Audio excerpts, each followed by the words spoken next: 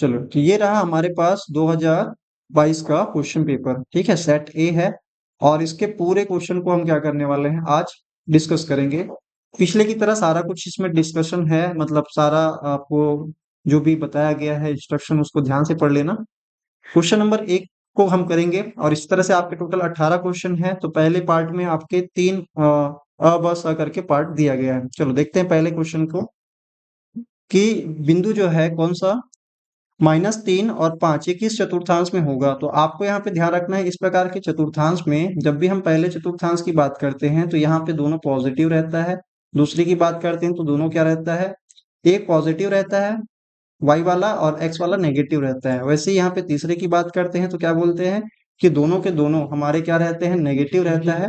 और चौथे वाले में एक्स पॉजिटिव रहता है और वाई नेगेटिव रहता है। तो आप देखेंगे कि ये जो बिंदु है, पहले वाला एक्स नेगेटिव दिया है, ये एक्स कहलाता है, और ये वाला वाई कोऑर्डिनेट कहलाता है। तो एक्स में माइनस देखना है तो ये माइनस है, और वाई में प्लस देखना है तो ये प्लस है। जिस वाले में ऐसा है जिसमें एक्स वाला माइनस और वाई वाला प्लस, इसलिए हमारा ये सेकंड क्वाड्रेंट होता है। सेकंड क्वेश्चन क्या बोला गया है, यहाँ पे 6 और 4 का समांतर माध्य होता है। मतलब अपने को यहाँ पे एवरेज निकालना है। समांतर माध्य को एवरेज भी बोलते हैं, याद रखना। समांतर माध्य को क्या बोलते हैं, एवरेज या औसत भी बोल सकते हो। समांतर माध्य जब बोलते हैं जनरली, ये जो है आपका किससे संबंधित है, ये आप देखोगे तो ये उससे है, समांतर श्रेणी से है। तो ये क्वेश्चन जो है आपको समांतर माध्य कैसे निकालते हैं, तो जब भी कोई बिंदु ए और बी के बीच का आपको कोई पॉइंट निकालना है, ए से लेके बीच में कोई पॉइंट निकालना है, तो इसी को हम क्या बोलते हैं, समांतर माध्य। माने कि दोनों के बीच के जो गैप है उसका बीचों बीच कौन सा नंबर आएगा, ये आपको बताना है। तो आप बताओ 4 और 6 के बीच में आपको नहीं लगता यहाँ पे एक नंबर मिसिंग है, वो क्या है, 5। ये तो आपने बिना फॉर्मूला लगाए भी बना लिया। लेकिन इसको फॉर्मूले के साथ अगर बोलेंगे तो क्या है, तो बोलते हैं समांतर माध्य कैसे निकालते हैं, a प्लस बी, और इसको डिवाइड कर दो 2 से। तो ये कहलाता है समांतर माध्य।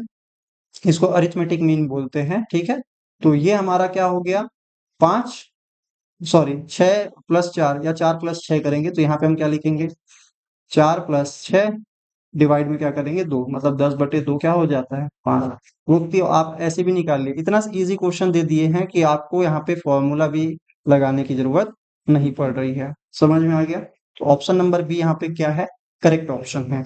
चलिए नेक्स्ट क्वेश्चन जो है हमारे पास बोला गया है, घनाभ में शीर्षों की संख्या कितनी होती है। घन और घनाभ के बारे में आपको ये चैप्टर जो है कौन सा है, ये आखिरी आखिरी के चैप्टर हैं जिसमें आपको ठोस आकृतियों के पृष्ठीय क्षेत्रफल एवं आयतन वाला है, surface area and volume of solids. तो वहां पे आप देखेंगे कि आपको यहाँ पे वर्टिसेस पूछे गए हैं। वर्टिसेस को ही हम क्या बोलते हैं, शीर्ष बोलते हैं, जो नुकीला हिस्सा होता है किसी भी क्यूबॉइड में। अगर मैं बोलूं तो ये क्यूबॉइड कैसे दिखता है बेटा, तो ये आयताकार होता है, जिसको हम कुछ इस प्रकार से मैं बना रहा हूँ। ईंट देखे हो ना, ईंट, उसी को हम क्या बोल सकते हैं ना, क्यूबॉइड बोल सकते हैं। जैसे मैं यहाँ पे बना रहा हूँ, ठीक है, ये ईंट है। तो ईंट के कितने नुकीले हिस्से होते हैं, तो उसी को हम यहाँ पे शीर्ष बोलते हैं या वर्टिसेस बोलते हैं। तो यहाँ पे 1, 2, 3 और ये 4, और वैसे ही 5 और ये 6 और ये 7 और ये 8। तो इन 8 नुकीले जगहों को हम क्या बोलते हैं, शीर्ष बोलते हैं। और ये क्यूब वर्टिसेस बोलते हैं। तो ये क्यूबॉइड में बोलो या क्यूब में बोलो, दोनों में क्या रहता है, सेम रहता है। ध्यान रखना, ये जो भी चीज है, अगर ये घनाभ की जगह घन के बारे में पूछ रहा होता तो भी आप इसी आंसर को क्या करते, करेक्ट मारते। तो यहाँ पे हमारा ऑप्शन नंबर जो है बी वाला करेक्ट है। चलो इससे जुड़ी कुछ और चीजें हैं जो कि हम बात करते हैं, फलक या उसके सरफेस की बात करेंगे। तो कितने सरफेस होते हैं, जब भी हम एक घनाभ के बारे में बात करते हैं तो इस प्रकार से आप देख सकते हैं। इसको हम क्या बोलते हैं, सरफेस। इसको हम क्या बोलते हैं, सरफेस। तो ऐसे ऐसे आपके टोटल कितने सरफेस हो जाते हैं, तो 6 सरफेस होते हैं। एक मैं बोलूंगा आइट साइड दीवारें हो गई, 4 ठो दीवार हो गया, ऊपर नीचे छत और फ्लोर हो गया। तो इस प्रकार से क्या हो जाते हैं, 6 हो जाते हैं। कितने सतह हो जाते हैं, तो सरफेस अगर बोलेंगे बेटा तो आप कितने सरफेस बोलोगे, ये फलक बोलते हैं इसी को। ठीक है, और उसी तरह से अगर आपको यहाँ पे भुजा बोलेंगे या साइड्स बोलेंगे, क्या बोलेंगे, साइड्स या भुजा, इसी को हम क्या बोलते हैं, भुजा। तो भुजा कितने होते हैं, तो भुजा आप गिनोगे तो यहाँ पे जितनी लाइनें आपको दिख रही है कुछ इस प्रकार से, ये जो लाइनें हमने देख रहे हैं, 1, 2, 3, 4, 5, 6, 7, 8, 9 और 10, 11 और एक रह गया, 12 कहाँ पे रह गया, ठीक है, समझ गए। ये 12 लाइनें होती है। मैं अगर बताऊं इसको कुछ इस प्रकार से, तो 4 लाइनें ऊपर होगी, 1 2 3 4, ठीक है। और नीचे वाले 1 2 3 4, 4 4 भुजाएं हो गई, 1 2 1 2, कहने का मतलब है टोटल कितने हो गए, 12 हो गए। तो 12 भुजाएं होते हैं, साइड्स होते हैं। तो ये भी पूछा जा सकता है, तो आपको ध्यान रखना, जरूरी नहीं है क्वेश्चन में आपको हमेशा शीर्ष पूछे। कभी आप सरफेस पूछा जा सकता है, या तो साइड्स कितने हैं ये पूछा जा सकता है। आप हिंदी मीडियम वाले हैं तो बहुत बढ़िया, इंग्लिश में भी है तो आप दोनों पढ़ के समझ जाएंगे, कोई दिक्कत नहीं आएगी। नेक्स्ट क्वेश्चन है त्रिकोणमिति से 1 नंबर का। क्योंकि आप देखेंगे त्रिकोणमिति से हमारे पास टोटल 10 नंबर के क्वेश्चन आते हैं, जिसमें से 1 नंबर का भी क्वेश्चन आता है। तो यहाँ पे दिया गया है क्या, sin 30 इंटू कॉसेक 30।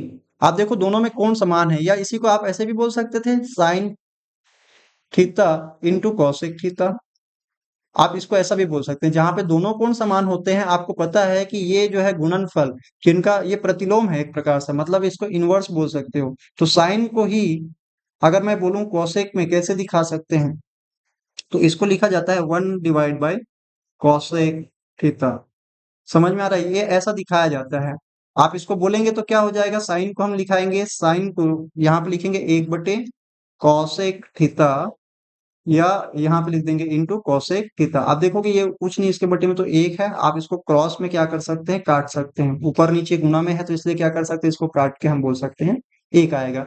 तो इसी प्रकार से साइन और कॉसेक का रिश्ता जैसे दिया है, आप इसी प्रकार से टेन और कॉट का भी बोल सकते हैं। टेन थीटा और कॉट थीटा भी क्या होता है, इनका गुणनफल 1 होता है, इनका प्रोडक्ट क्या होता है 1। और वैसे ही सेक और कॉस का होता है, या कॉस और सेक का बोल सकते हैं। तो ये दोनों एक दूसरे के दुश्मन हैं, इन दोनों जब भी गुना होंगे तो क्या हो जाएंगे, कट के 1 हो जाएंगे। क्लियर है, क्योंकि एक दूसरे के क्या है, व्युत्क्रम है। बहुत ही आसान है। तो अगर ऐसा भी आता है तो आपको ध्यान रखना, इन सब का आंसर क्या होता है, 1 होता है। और यहाँ पे 30 डिग्री बोला है, आप इसको 100 डिग्री भी बोलेंगे तो भी आप यही करेंगे, अगर दोनों 100 है तो।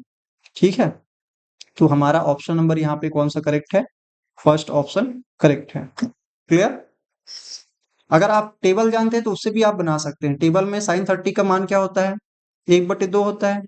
और कॉसेक का मतलब होता है 2/ कुछ नहीं, सिर्फ 2 होता है। तो आप इन दोनों का गुना करेंगे तो क्या होगा, वही आ गया, है ना। अगर आपने टेबल याद है तो उससे भी काम चला सकते हैं। तो टेबल याद नहीं है तब के केस में मैं बोल रहा हूँ कि आपको कुछ ना कुछ तो याद रखना ही पड़ेगा। क्वेश्चन नंबर 5 बोला गया है बहुपद। बहुपद यानी कि पॉलिनोमियल हमको दिया गया है x² - 9। मतलब इसका हमको क्या निकालना है, शून्यक। शून्यक का मतलब क्या होता है, ऐसा मान जिसको रखने पर उसका आंसर क्या बन जाता है, 0। तो इसमें आप हिट एंड ट्रायल मेथड भी यूज कर सकते हैं। एक्स की जगह में आप नंबर रखते जाओ, और रखने पर वो क्या हो जाएगा, आप जैसे यहाँ पे दिया है एक्स की जगह में एक बार 3 रखो और एक बार -3 रखो, जैसा भी है। अब इसको निकालने का तरीका मैं पहले बताता हूँ कि निकालते कैसे हैं। जब भी हमको किसी भी बहुपद का शून्यक ज्ञात करना होता है, निकालना होता है, तो पहले उसको 0 के इक्वल रख देते हैं। ठीक है, ऐसा करने से हमको एक्स के 2 मान क्या होते हैं, प्राप्त होते हैं। अब इसको लिखेंगे कैसे, तो यहाँ पे जब भी इसको क्या करना पड़ेगा, गुणन खंडन करना पड़ेगा। आप इसको देख सकते हैं x² है, अपने को सिर्फ x का मान निकालना है। एक्स के मान निकालने हैं, जिस मान के लिए ये आंसर क्या ला कर देता हो, 0 ला कर देते हो। आप देखोगे इस 9 को हम लिख सकते हैं 3 का वर्ग, यानी कि मैं लिख सकता हूँ x का वर्ग -3 का वर्ग बराबर क्या हो गया, 0। आप देखेंगे यहाँ से इसके 2 हम हिस्से कर सकते हैं। आपने पता होगा कि a² - b² को हम लिख सकते हैं a+b और a-b। आप इसको आगे पीछे से भी करके लिख सकते हैं। क्लियर है। तो इसी प्रकार से यहाँ पे a के जगह में है x और b के जगह में क्या है 3, तो आप लिख सकते हैं x+3। और अगला क्या लिख सकते हैं, x-3 बराबर क्या हो गया, 0। आप देखो बेटा, जब कोई चीज, दो चीजें गुना हो रही होती है और उसका गुणनफल 0 हो रहा है, या तो ये 0 होगा तब बनेगा ये पूरा पूरा 0, या तो ये वाला हिस्सा क्या हो रहा होगा, 0। मैं अगर ऐसा बोलूं कि 2 × 3 करेंगे, कभी भी ये 0 लाकर नहीं देगा, क्योंकि या तो 2 को 0 होना चाहिए, या तो इसको आप 0 बना दो, या आप 3 को क्या कर दो, 3 के जगह में 0 लिख दो। कोई भी एक को क्या होना चाहिए, 0 होना चाहिए, तभी तो उनका गुणनफल क्या आएगा, 0 आएगा।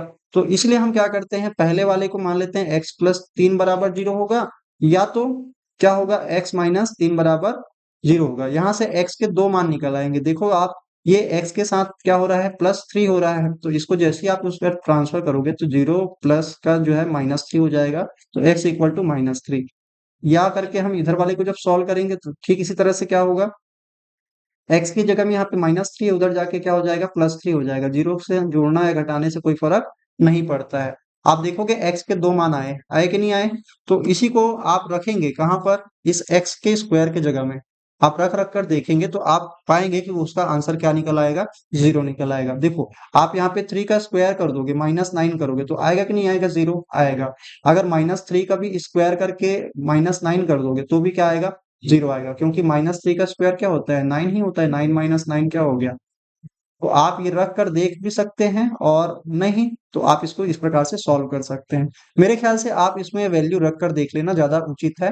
तो दोनों ही नेगेटिव नहीं रहेंगे, दोनों ही पॉजिटिव नहीं रहेंगे। इसी प्रकार के अगर क्वेश्चन अगर आपको ऐसा दे दे, एक्स स्क्वायर -4 दे दे, या -16 दे दे, एक्स स्क्वायर -16, तो आंसर एकदम सिंपल सा रहेगा। इस वाले के लिए ये +2 -2 में बदल जाएगा, तो इसका +2, एक तो +2 वाला आंसर आएगा, एक तो -2। और इस वाले में अगर देखोगे तो एक तो प्लस का 4 आएगा और एक तो -4। तो आपको क्वेश्चन किसी भी प्रकार से नंबर में बदलाव करके दे सकता है। तो ध्यान रखना, इस प्रकार के जो क्वेश्चन कॉमनली पूछे जाते हैं। क्लियर है? बहुत ही आसान है। चलो नेक्स्ट क्वेश्चन की ओर बढ़ते हैं।